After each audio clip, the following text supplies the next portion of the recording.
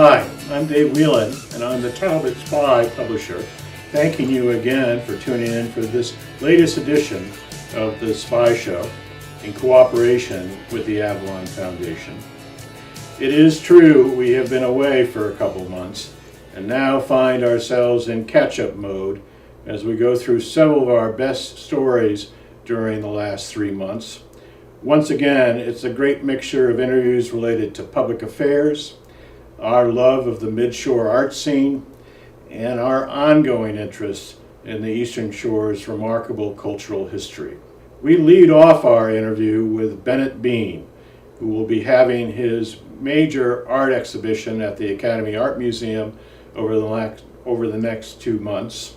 While Bennett has been a successful artist for over 40 years, in this interview with The Spy, he talks candidly about his approach to his work at this stage in his life and his passionate commitment to the beauty that comes with pottery.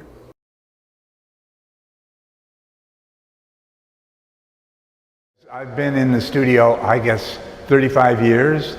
I used to teach college, and it became clear to me that the administration and I did not view the world in the same way. Gosh, they fired me pretty regularly, and the last time I said, they said, okay, we made a mistake in firing you, come back. And I said, no, I'm not coming back. And when I got to New York, it became clear that ceramics was not done.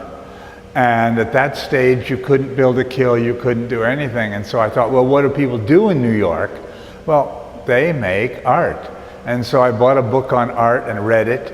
And 6 months later, I sold a piece to the Whitney. And it was like, it was exciting, but it was like kind of being like a rock star who goes up too fast. And psychologically, I couldn't manage it. So after, I don't know, 2 or 3 years of showing in New York, and you know, that was the 60s, and it was openings with Salvador Dali with a leopard around his neck, and Yoko Ono, and that whole thing. It was too much for me, so I went to the country and raised chickens to kind of restore my psychological balance. And I've been in that same place ever since. I went back, get up in the morning, and it's like, oh boy, I get to go to the studio. Which is because the process is, these pieces are really evidence of every step that I've gone through. So they're thrown and then fabricated, and so I'm just looking at gray clay to build that shape. And then after that's done, they're painted with white slip, polished, fired once, and then I have this wonderful machine that cuts all of these stencils. And they're adhesive back vinyl that are stuck on and then glazed over, and the vinyl resists. Then they're pit fired, and so it's a dance between control and letting go. I do something, the firing does something, I respond. And then the gold goes on the inside, and I chose gold because these pots really have a subject. They have space inside and decorated surface outside. And the early ones that I were making were black inside, black space. But then I wanted them to open up. And when they opened up, I had surface inside, surface outside, not my subject. So I had to find something inside that behaved like space, and gold does that. And gold, the reason they use it on picture frames is it doesn't actually have a color. It's a material, so it goes with any color. And so I can choose a color gold, and then the last thing I do is the paint. Because in this world, we don't have much control. You know, wives, husbands, dogs, children, the economy, the president, whatever, it's out of control. And so here I get the last word. Next up is Bill Booz, who is currently the chair of the Town of St. Michael's Board of Commissioners. Before taking on this job, Bill has had a lifetime of experiences in successful businesses for the last 40 years. In this interview, he talks candidly about the opportunities and the challenges that come with running a small town that is both charming and complex at the same time. He also talks about the need for long-term thinking about the town's need for infrastructure improvements over the next 30 years.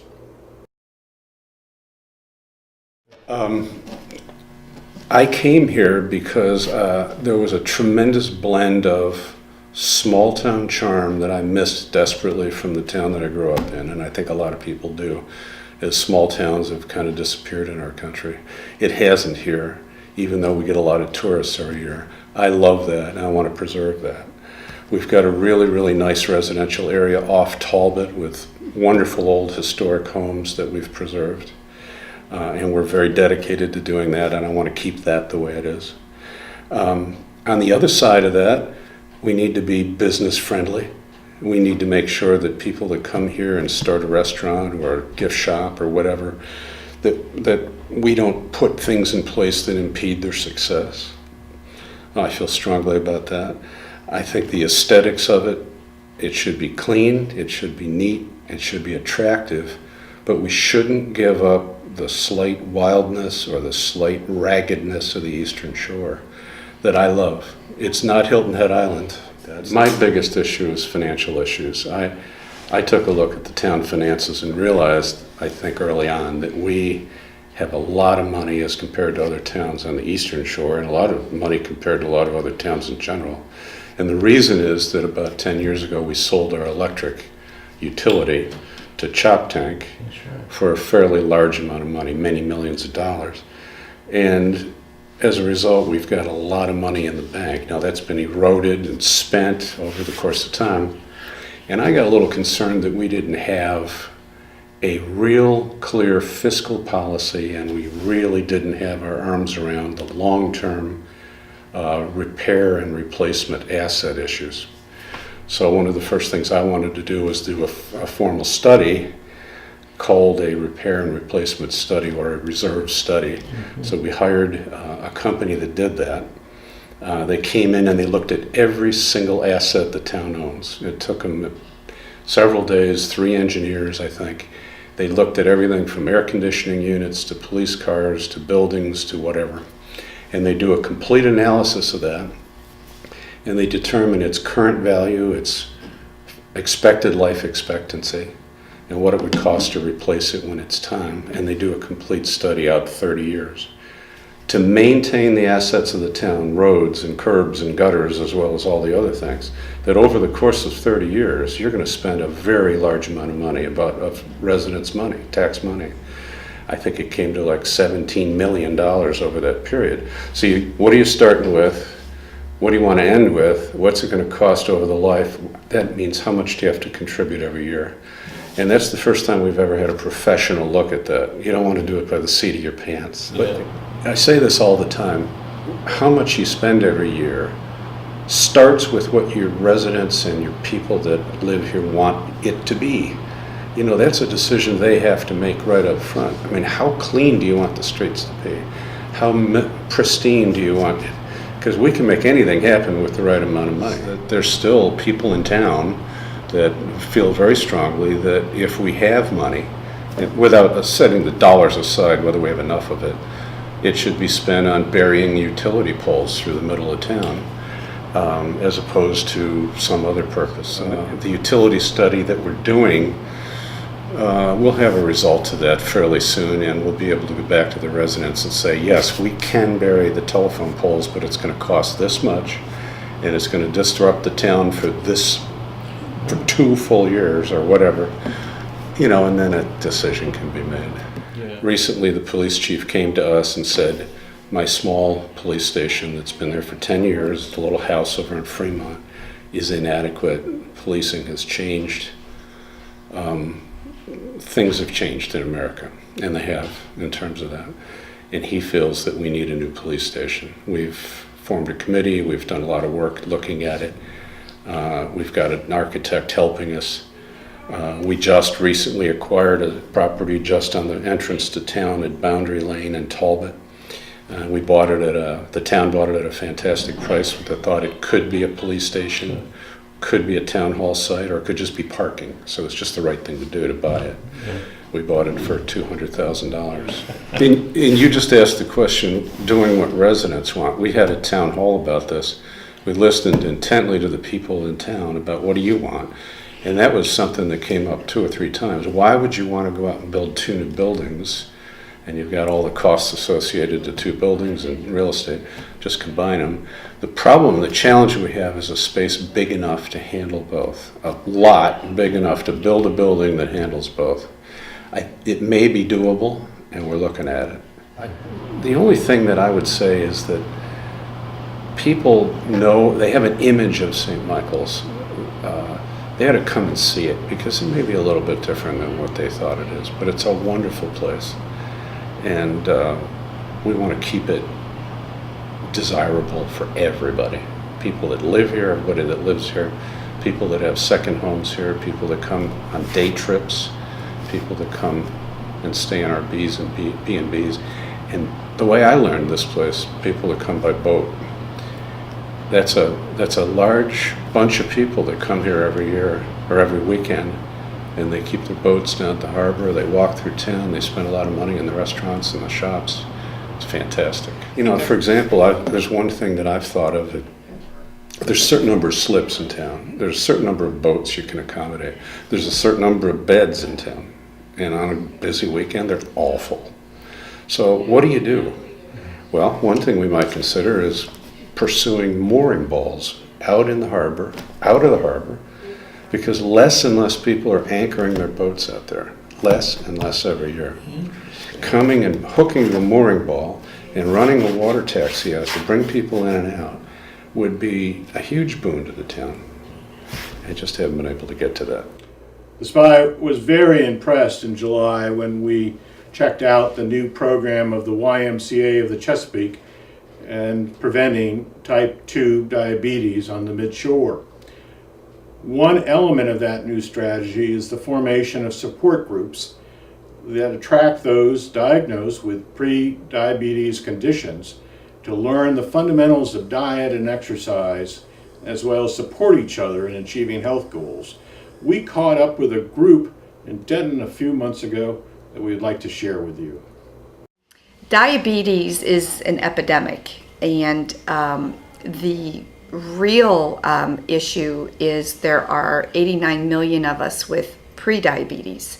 So the diabetes that can be prevented, if you want to call it the type 2, is really what the diabetes prevention program is all about. I also have a class that's going on in Caroline County they're almost completed. They're on session 20, and they have very vocal opinions as to how much they did enjoy the program and how much they have changed their lifestyle. It's been a lifesaver for me. I wanted to lose weight, and this group gives you the tools, and it's not a diet. It's just the way we're supposed to eat. It's a healthy combination of healthy eating and exercise. And if you do it, the weight just comes off and you're healthier, you feel better. A lot of the group dynamics, the group discussions talk about, well, I go to McDonald's or I go to Wendy's because I'm so busy, it's just easier to go there. Once you learn what you're eating from tracking, that is one of the things that they do from the very first session is you track everything that you eat throughout the day, and then you total different fat grams and things like that, and you say to yourself, wow, I had no idea that much fat was in that particular food that I was eating. It takes a lot of thinking, but when you've been heavy and try to lose and you gain instead of lose, you finally hit on something that works. And it's harder once you get older. And once you're pre-diabetic, nothing is easy anymore. And the older really is, I think, a bigger issue. Oh, yeah. That your body is not working like it used to. 7% by session 16. That's the goal. Oh, by the end of it. By the 16 weekly sessions. Oh. Because the program is for 16 weekly sessions, and then 17, 18, and 19 are every 2 weeks. Oh, I see. And then 20 through 25 is monthly, so you don't go backwards. So between the exercise, which is promoted heavy in this program, and watching your fats, Yeah. I have lost some pounds, and like I say, my numbers are greatly better than what they were. So it's really not about those weight goals. It's really about preventing diabetes. And so for that person that has a lot of barriers at home, and maybe the weight is still just not coming, maybe they're having difficulty figuring out that planning of the meal, proper measurements, willpower isn't there. There's no shame at all. That person is supported no matter what. They did not ask us to do everything we need to do right from the get-go. They focused us on fat grams. And so we tracked and monitored and tried to control our fat grams. Then they said, okay, now add to that paying attention to your calories. And they told us, what is reasonable per day for calories. So we rolled that in. Then a couple weeks later, we rolled in, all right, now you need to pay attention to your activity levels. And here's your goal. You should really have active activity 150 minutes a week. So they didn't teach it all in the beginning and then say, okay, do all these 3 things right now. But the most important thing is that it's an integrated community health is what the Y is really interested in doing. That you can come and be active and take care of your children, take care of your family, but also take care of your health. We now turn to the field of education and putting a spotlight on the relatively new principal of Easton High School, Kirk Howey. After many years of being a teacher and an assistant principal, Kirk is now in his 2nd year as principal of the high school, and he shares in this interview with the SPY his impressions about the high quality of public schools in Talbot County, his commitment to his high school students, and his devotion to his fellow colleagues in providing the best possible education for our young people. I do believe that this is what I'm supposed to be doing. I love it. So I'm constantly connected to it.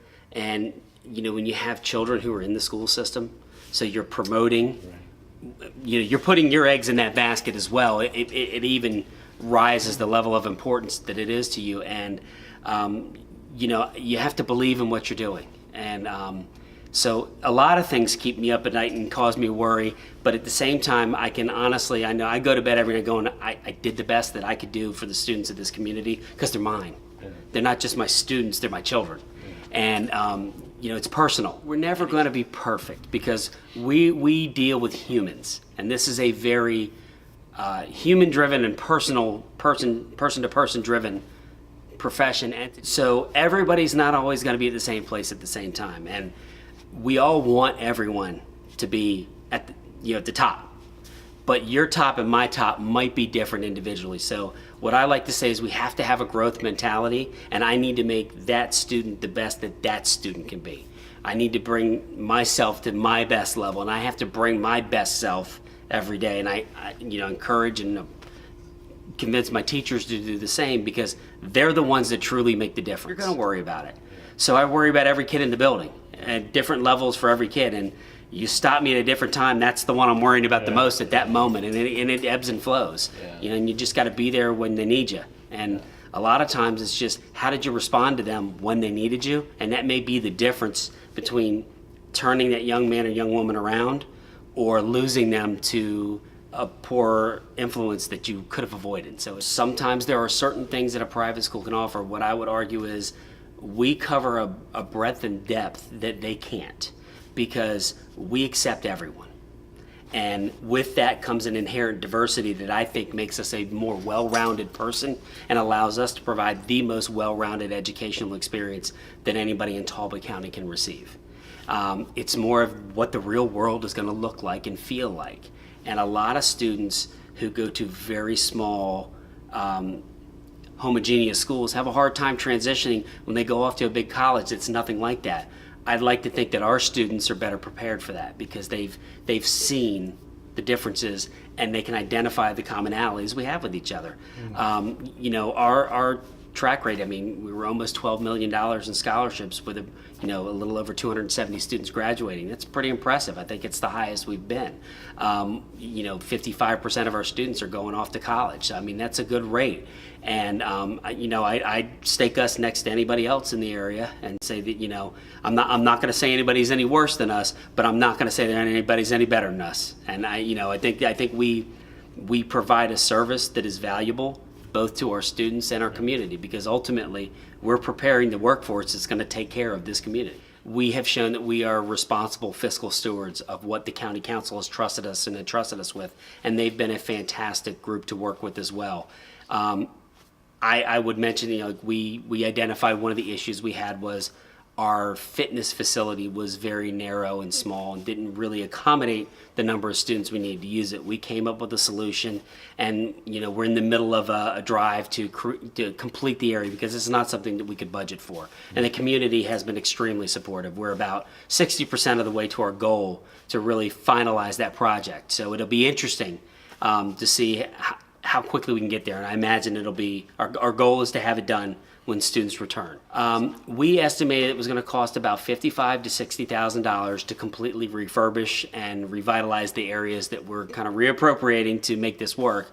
And in a little over 2.5 months, through really an outstanding outpouring of community support, we're at about $25,000 already raised, with a few more outstanding, inquiries that we think will push us over the top. And so we're getting there. We're getting close. We've, in the last couple of years, we've got a lacrosse state champion. We've been close in softball. Our football team has been in the playoffs, I think, 2 out of 3 years now, which has been a really big turnaround. Our girls basketball team has been phenomenal. Our boys basketball team has been phenomenal. Our baseball team is really getting better. Our cross country team has done well. Our swim team is a perennial power. I mean, they've been at the state competition year after year. The field hockey program is on the rise. So that portion of our extracurricular is vibrant and healthy, and we think this will help put it over the top. I mean, if you've ever attended one of our theater productions, I would argue that they're, if not Broadway, off-Broadway quality. I mean, they're really fantastic. Our band and choral programs sound phenomenal. I can't tell you how impressed I am, and as you can see countywide, the influence of the arts is just so prominent here. So there's so much for our students to invest themselves in and really let their talents flourish, that it's fun. We return to art with a very short piece on the brilliant artists that now call themselves residents of Londonderry on the Tread Avon. The Spy took a quick peek and what's on the walls of this graceful retirement community situated off Port Street in Easton. We thought you would enjoy some of the examples that we saw that day in this short video.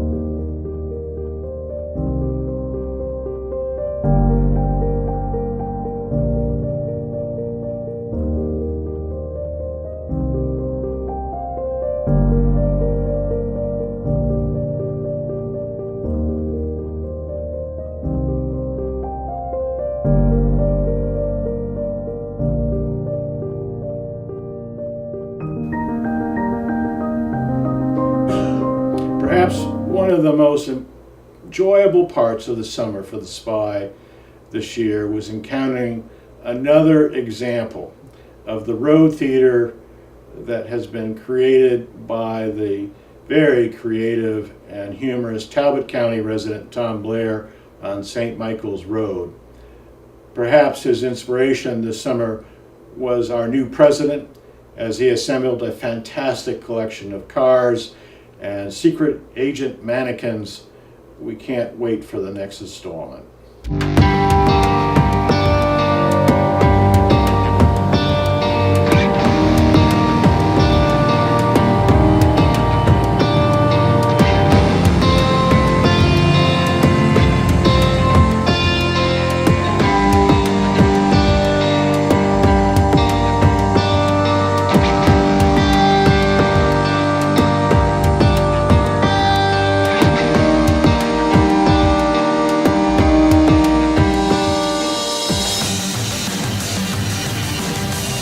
We now turn our attention to the new director of the Easton Business Alliance, Ross Biancaska. While traditionally this position has been critical in organizing and sponsoring special events, Ross has taken a much more scientific approach to how towns' retail sectors can be supported. Over the last year, he's been able to track down major grants from organizations like Google to help in that effort. We also liked his ideas on how to make our downtown more walkable in the future. We hope you enjoy this interview. In the short term, everyone is down right now. And I mean that truthfully. We talked to economic development out in Cambridge, when we talked to the economic development in Berlin. Everyone's kind of seeing what we are. This year, for whatever reason, our retail's down by between a quarter and a third. So in the short term, I think that there certainly is some pessimism in the idea of, what's going on with downtown. But in the long term, I think that we certainly are optimistic. And the main reason for that is the same reason why I was so happy to land in Easton, is the infrastructure of the town.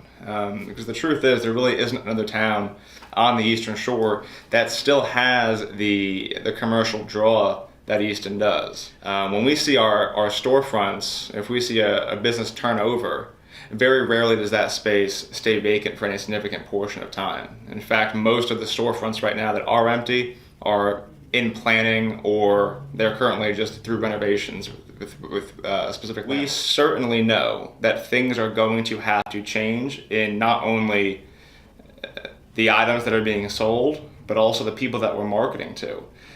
We thrived for a long time based on our baby boomers and our weekend generation that was coming through. And I think as a county, we're starting to realize that you can't survive when you sit at between 35 and 40% retired. Just your services go down, and especially now that some of that market is realizing that maybe the expendable money just isn't there as much anymore. They're running more fixed income now. We're seeing that hit in our downtown market. So we are starting to see some of the businesses that are moving in downtown are run by younger entrepreneurs. They're marketing to a younger audience. They're marketing to an audience that might be more willing to come in and come into a walkable downtown, as opposed to wanting to kind of park, go into a store as a destination and leave. One industry that we see success year after year, it's culinary. I mean, we look at our dining, that's kind of our sales pitch. When we go into our tourism markets, which would be Philadelphia, Washington, D.C., a little bit into New York, we really focus on dining and the arts for Easton. You're looking at a town that has 82 restaurants, 58 of them are independently owned, and over half of those are in the downtown area. So there's a lot, and most of the planning for those empty storefronts right now is additional culinary. We've got a Venetian cafe coming in the next month or two. We've heard murmurs of gelato shop, wine bar, bourbon bar, and we've got upscale Italian coming in very soon. So if you were to look at our town from above with no traffic in it, you would assume it's a pedestrian city. I mean, you look at the types of shops that are around, you look at the fact that we have multiple intersections that are busy with commerce, and yet still, the focus tends to be on vehicles. It's that the town of Easton is not very walkable. I mean, for a gridded city, we haven't really focused on the safety of our pedestrians very much. We've been so focused on what we call a parking issue in town instead of making the town more pedestrian friendly. It's What can we do on that front? So quick answers. yeah. So in fact, one of the grants that we just wrote yesterday was for better wayfinding signs and maps in town. If you've seen our maps downtown, they were over 10 years old, and they're being redesigned right now. But also, all of our signage in town is at vehicle height. So we don't have any signage that pushes people toward galleries or shops. We don't have any signage that really gives someone a reason to turn a corner. And that's important. It's important for any town. When you do park in our free lots, just like any downtown, our free parking is on the outskirts. You're never going to find it right in the middle of town. But we don't have any signage that reminds people that it's only from our farthest lot, a 5 or 6 minute walk to the Avalon Theater. Then those type of signs do leave an impression, and they make a difference for our businesses if we are able to push people in the right direction, whether it's toward shopping or hospitality or restaurants. So it's to do all the signage, to redesign the signs, to install them, you're looking at it's about $70,000, which not peanuts to you or I, but it's peanuts to in terms of when you talk about planning for a town. It really isn't that much in the end of the day. So, and we do anticipate it making a pretty big difference. The other initiative that will also help with that walkability is this mesh network that's being built. Easton's wireless mesh network is based on pulling in marketing data for tourists and visitors. So a lot of towns will build a Wi-Fi network to help their businesses, to give them, so a gallery can have wireless in their store and kind of run basic functions.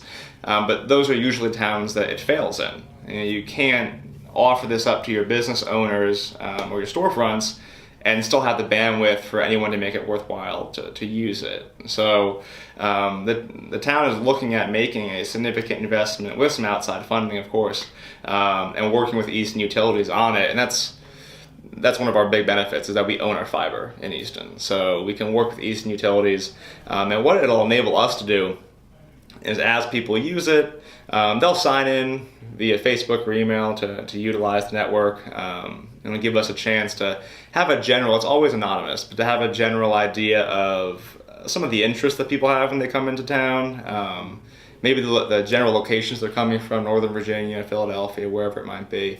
But also it gives us an idea of movement. So again, it is anonymous, but it gives us an idea of when people are on the network, or even if their phone is just pinging for it, as they move around town, we can see what stores they're stopping in front of, and then relay that back to our business owners. So we say to them, hey, we had 12 people that looked into your window on Sunday and you happen to be closed. We started a partnership with Google, actually. A lot of it is because of the fact that we have Easton Utilities in town. So they wanted to partner with a historic downtown or historic area that had the potential to be more digitally minded, I suppose. And so they partnered with us. One of the big pieces of that, of a benefit to the EBA, was a large grant from them, $140,000 year over year in advertising. And that's a huge one for us, because before, we're operating on a fairly small budget that we are forced to spend on the midshore. The Google advertising, we can focus on some of our larger cities around us. And we're also actually just received the camera yesterday. We're also piloting their Store View program. And what that means is, if you've typed in Tidewater Inn on Google, one of the first things that pops up is a street view of Dover Street. This will actually allow you to click on the Tidewater Inn building and explore the inside of the lobby, go into Hunter's Tavern, check out a guest room, go into their conference centers, and do the same with all of our participating boutiques, theaters, attractions. And it's a neat thing for us to add to the new website redesign. We end with a charming chat with Will Howard, one of Talbot County's finest, as both a orphans court judge and a local business leader. Will has just completed a book of recollections on his life on the Midshore, and we caught up with him recently to talk about some of those special memories. Well, thanks for doing this. Oh, delighted. Oh, as I was saying, your reputation in this county is so wide, and people respect you so much, and the fact that you've been able to sit down and to kind of bring together, I guess your range is 40 years or your entire life. No, I would say with the book, I've got 40 years of memories. Most of those were when I was at the University of Maryland. It got started when I worked for the radio station. I actually worked for the A&P food store and for WEMD, it was called then, it's WCEI today. And I would go over there at 5 o'clock and take it until 11 o'clock on weekends. And I got a phone call, nobody ever called, but I got a phone call from the Associated Press, and they said, we understand there are riots in Cambridge, and we need a story. So please put that together for us and call us right back. And I thought, how do I do that? How do I do this? Yeah. So I made calls to the state police and the Cambridge police, and I put together information. Then I called back and I gave that to them. They appreciated it. And then I guess 6 months later, they tracked me down in my fraternity at University of Maryland and rung on the house phone. And they said, we want to speak to Will Howard, the Associated Press. So I went over and I picked up the phone, and they said, do you know that Route 1 is full of people right now? We need a story on this right away. And I said, I don't believe that. And so I went out there, and Route 1 was, everybody gone down on Route 1 and blocked the streets. This was the beginning of the riots at University of Maryland. So I became almost full-time with them during that period. And you were their riot guy, right? I was their newsman, so right. I didn't take a position one way or another. No, but just the fun. I mean, how your first story is a riot, right? It's not a. It was. Yeah, it was. I mean, it's like. But then I heard that Students for a Democratic Society (SDS) Yes. was coming from other parts of the country, and they were going to come and they were going to take over one of the buildings, and they made this public. And I read it in the newspaper. So I called, and they said, oh, you got to cover this story. So I went there, and sure enough, SDS came in, and they filled all the classrooms, and they just they didn't make any trouble for anybody, but they just kind of laid around. Yeah. And then at 3 o'clock, they closed that building down and told everybody to get out. Of course, they all stayed in. And then Maryland State Police came a couple of hours later, 40 of their cars, and they came and they did a complete ring around the building. And then one of the troopers, I couldn't see him. I was up on the second floor looking out the window, and I looked out the window and I couldn't see him, but I heard on the bullhorn, you have 5 minutes to get out, and anybody that's in there, no matter what their purpose, will be taken to jail and go before the court the next morning. And I thought, that meant me, anybody in the building. So I ran downstairs and I said, hey, I got to get out. And they said, we've barricaded all the doors. You can't go out. And the height from the window down was about 20 feet. So I thought, I'll just try and talk my way out of it. And so they came in and the doors exploded and state police came in, and then I was upstairs on the phone just giving them this live on what was going on. They're typing it live. And it went on the A-wire, so it went all over the country. And so anyway, 2 troopers came in, and I stood up and I had my identification. And I said, here, you see my identification? I said, I'm talking with the Associated Press, and handed them the phone and said, they'll verify. And the trooper didn't even do anything, just hung up the phone. And he said, you're under arrest. And then I went downstairs, and there were 87 kids lined up because they called it the Skinner 87. I was number 88. And they led me out. I had a trooper on each arm. And then they took me down, and they were taking me to this blue old painted school bus. And they were going to take us all over there. So I was afraid my mother was watching on TV in Baltimore. So they're taking me down, and then they're taking me down another set of steps, and then the man on the bullhorn was Lieutenant Colonel Paul Randall, who lived in Easton. And I said, "Hey, Colonel Randall." And he said, "Stop, trooper, stop." He went over and he said, "Will, your dad told me you were working with the Associated Press. Is that what you're doing here?" And I said, "It is." And he said, I'll take charge of this prisoner." And he took me back inside. And I said, "Am I under arrest?" And he said, No, you're press." So that was my first big story. And the next morning I went around and got all the newspapers. And the Baltimore News-American had the front page story, and Associated Press had given me a byline, which was incredible. That was incredible. Then I called the News-American and asked to speak to the senior guy, and called him on the phone and said, "I am the publisher. I wrote that story, and I'd like to see if you give me a job," because I was off 3 days a week. So they said, "Be here tomorrow morning, 9 o'clock." So I was there at 9 o'clock, and they hired me. And then they put me in Western District, which I didn't know at the time. They said I was going to be a district reporter. And I said, "Okay." I didn't know what that was. I was a police reporter. That's what it turned out to be. West part of town? Yes, and Western District was the murder capital of the country at the time. So I had a lot of exciting stories that came out from that. You're from Talbot County? I am. Born and raised? Yes. And so did you aspire to be a journalist? Or I was did. this okay, so this was kind of part of the plan. I wanted to be a broadcast journalist, but you had to kind of work your way up to do that. So I ended up living in Baltimore for almost 4 years. And working for the paper? Yes. And when did you shift to that next position?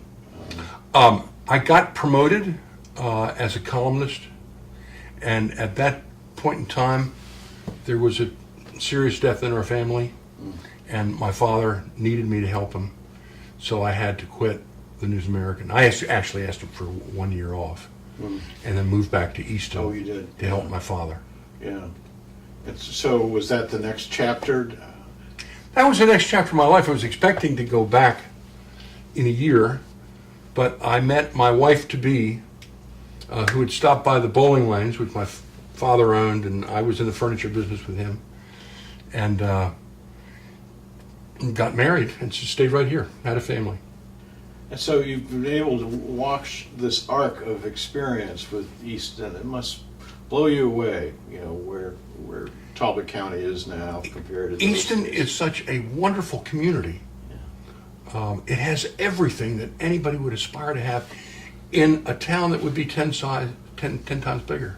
Yeah. And you reflect on some of this in the memoir? I do, and I talk a lot about the Avalon Theater in here. Yeah. My father was actually sent from New York to the Avalon Theater in 1936 to be the general manager. And that was when the theater was completely redone. And he was told that Easton had 50,000 people. And it had actually about 5,000. So he actually drove right by Easton. And he turned around and he looked and he saw a sign that said Easton 5 miles the opposite direction. So he came back and he came down Dover Street and he came in and looked at the theater. He was excited about the theater, but he was very disappointed that there were only 5,000 people here. He said to himself, "I'll never find a wife." And he went to a boarding house on Harrison Street and didn't unpack his bag. And 3 days later, my mother came down from Boston. She was to be the music teacher for Easton High School. Oh, for God's sake. Same date, 1936. And then she was taken around for a tour, and then they took her to the same boarding house. So they met and got married, and here I am. So what's the photo on the cover? Tell us the story on that. It's kind of a little embarrassing, but this is a picture of me on top of a plane. And how I got into this mess was we were putting on a huge air show to raise money for the hospital. And we had a lot of terrific people come with their airplanes. And I tried to get a crew from Baltimore and Washington to come over and to shoot our air show trial, which was Thursday evening, for press. And they always said, no, it's too far away. But I said, I will put your guy on a wing, and we will taxi him out to take off to fly, and then we'll switch him when we change camera positions, and we'll put the real wing walker on in your jacket. I mean, they had goggles. And the two companies sent crews. And the crew got there, the two crews got there, and then the pilot said, we got a terrible problem. And I said, what? And he said, Eddie, there was Eddie the Grip Green, he was the wing walker, missed his plane. And I said, we'll send a plane to Baltimore and get him real fast. And he said, no, he missed his plane in Chicago. And I said, we've got to get somebody to go up on that wing. And he said, you. And I said, I don't have a death wish, and I'm afraid of heights. So I had to end up doing it. And how far did you go up? 1,200 feet. And you're locked in, right? Well, actually, I would have just been petrified. if you'll see there, there was a beam that went up, and then there was a large belt that wrapped around, military belt. Yeah. And then, in addition, Eddie the Grip Green had another wire that they hung on me too. So I went for a ride. And as I'm flying along, I was looking down Route 50, and the cars were pulling over. And I wondered, what they're looking at. Did you ever do it again? No. Okay, I was going to say this did not. No, they offered to let me do it again. A lot of road shows out there for. Right. My partner in this was Jim Hammond, who was the general manager of the radio station, and he wanted to do it, and I said, I have a gift for you, you can have it. And he said, no, I'm going to do it, and you're going to do it. So I bet you got a bunch of jewels like this, but what was the one that gave you so much pleasure in putting down on paper? What are those stories that you chuckle and you just... There's so many of them.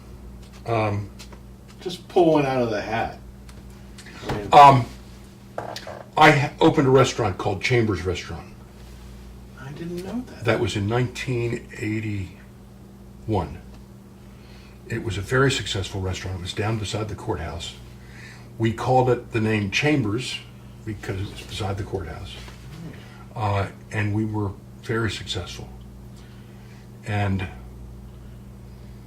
what was the restaurant scene in 1981? Was it pretty bleak? I remember the Rustic Inn. That was the only one. the Rustic Inn, us, and then there was a one in East End, and there was one on Route 50. That was it. There were 5 restaurants in Easton. Now there's 100 in between Easton in Talbot County. But the story was the 17th of March. We had organized the potato race, which we got permission from the mayor to do that, and we had a big crowd.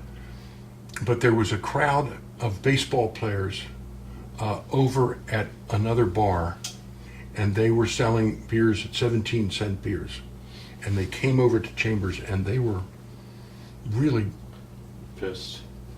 well. No, they were drunk. I mean, yeah, They came in, and I tried to get rid of them. And I said, you guys have got it, because they were using bad language and stuff. And it was almost close to dinner time. And I went over and I said, you guys have got to scoot out. And then they got very angry. Oh, boy. And there was one guy that was really tall. And I said, listen, there's two ways we can do this. There's the easy way, and then there's a hard way. And the guy said, and then all the baseball players started screaming, yay! And I thought, oh no. He said, I picked the hard way. And then Hank Duncan, who was my partner there, said, Will, your glasses. So I took my glasses off and handed them to him. And I turned around, and the guy was coming at me, and I ducked. And he missed me. And Hank had said, Tripper, 911. So I'd gone out the door, the front door, and the police were pulling up at the same time. They were just right in the area.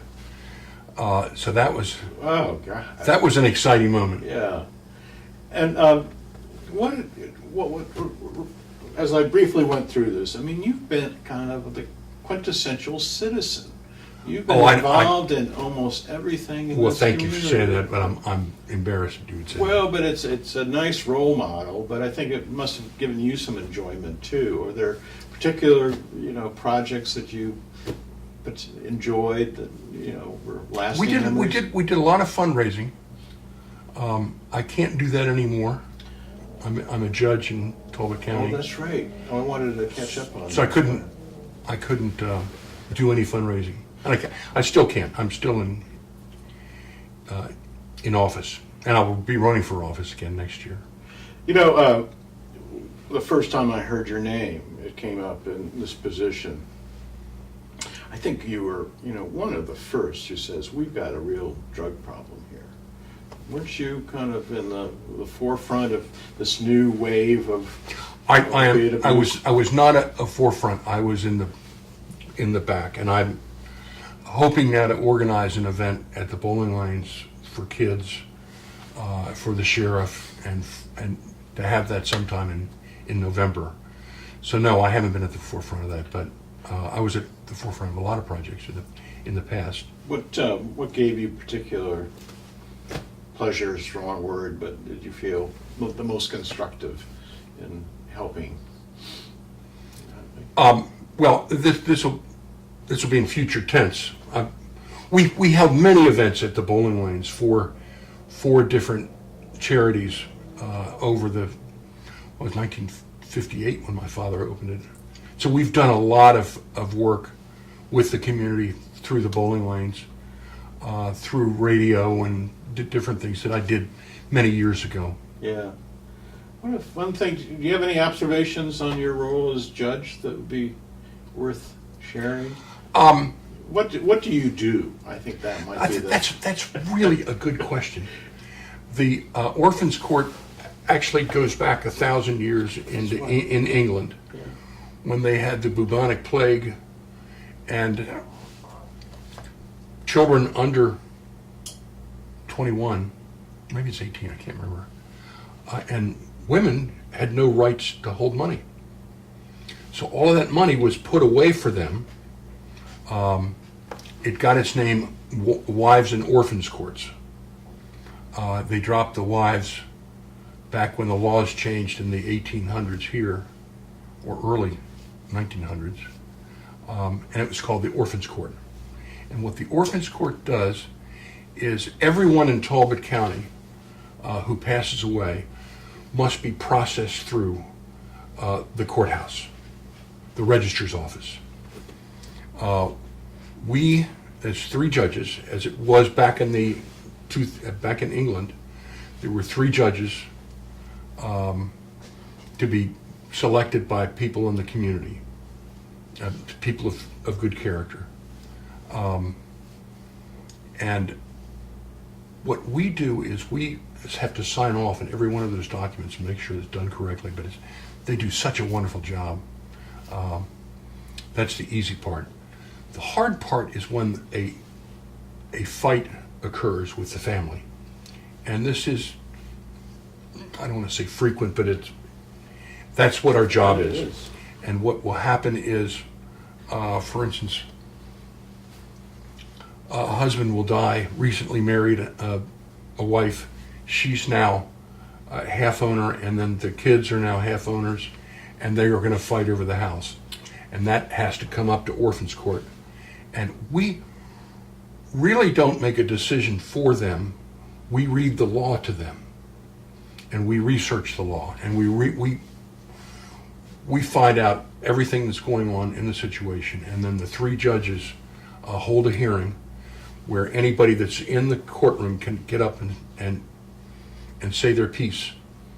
And then the judges have to make a decision, and we do that normally after they leave, and we do the case work, and then we type out what our ruling is. And since there's three of us, pretty much all three of us agree. There's been a couple of cases where there's been a disagreement, but 2 out of the 3 make the decision, and that's what we do. So there are some rough patches there, I bet. We find that when people understand the law, they understand the reasons why this decision is being made, that they understand it much better. Mm-hmm. And in many cases, they go out as a family, where they came in and each would sit in a corner of the room. Yeah. That they now go out and... It's a form of conflict resolution, isn't it? It really is. Okay. It really is. It's interesting kind of... And the staff in the courthouse is just terrific. So, being an expert of Talbot, I mean, where do you see us in 20 years? Do you feel like... I hate having names. I'm not an expert at anything. Okay. but in terms of, you feel like, well, for example, in the food scene, that we are inches away from being a foodie destination now. I think that's terrific. Isn't that great? Well, it's wonderful, and it's wonderful. All the artists we have. We've got, we just have a lot of wonderful assets. The physicians, all the people that work for the hospital. I mean, we are very blessed by this community and what this community has done for us, for all of us. It's wonderful. The Tidewater Inn, thank goodness, we've got a great. That was almost went away. Yeah, that would have killed us.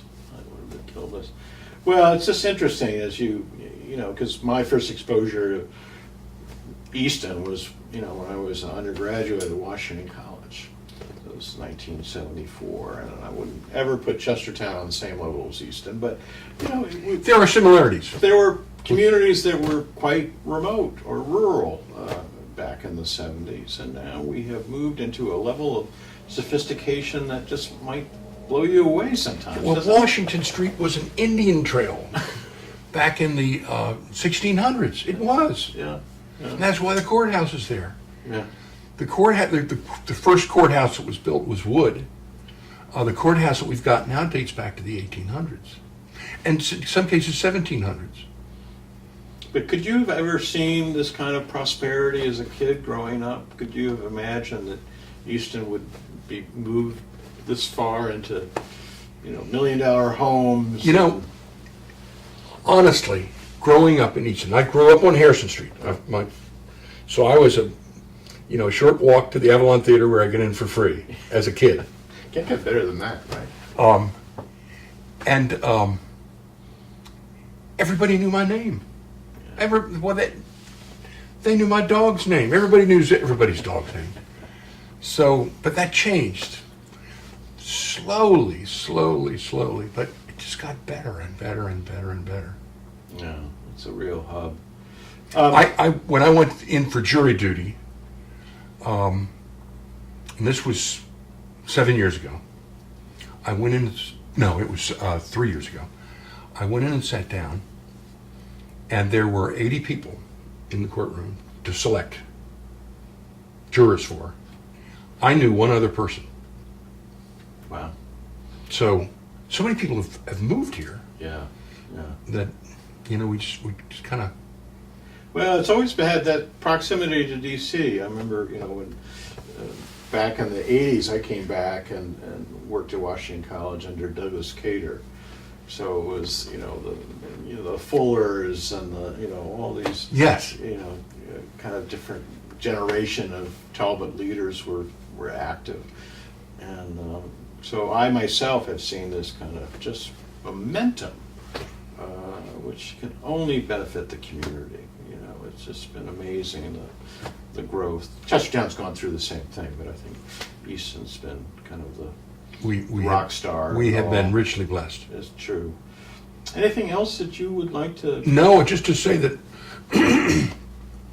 on the 21st of October of 2017, I say that because sometimes I pop back up again a year later, at the News Center, Yes. I'll be signing these books and from 11 until 1 on the 21st of October. Okay. That wraps it up for another edition of The Spy Show. We'll be back next month with a new installment.